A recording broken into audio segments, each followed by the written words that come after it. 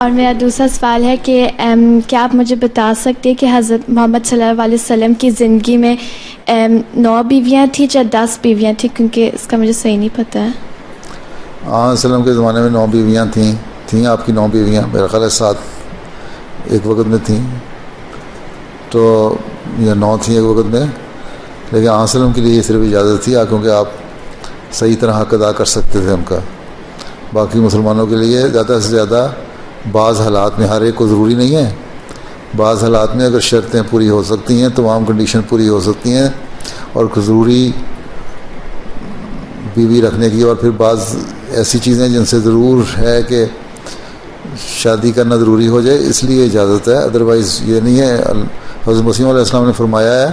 کہ اگر مردوں کو پتہ ہو کہ شادی کر کے عورت اپنی بیوی کا حق ادا کرنے کی کتنی بڑی ذمہ داری ہے اور کتنا بڑا گناہ ہے اس کو ذمہ داری کو نہ ادا کرنے کا، تو اور کتنی اللہ تعالیٰ پھر سزا دے گا، تو شاید مرد ایک شادی بھی نہ کریں۔ ٹھیک ہے، بڑے عورتوں کے حق ہیں، اس حق کو ادا کرنا ضروری ہے۔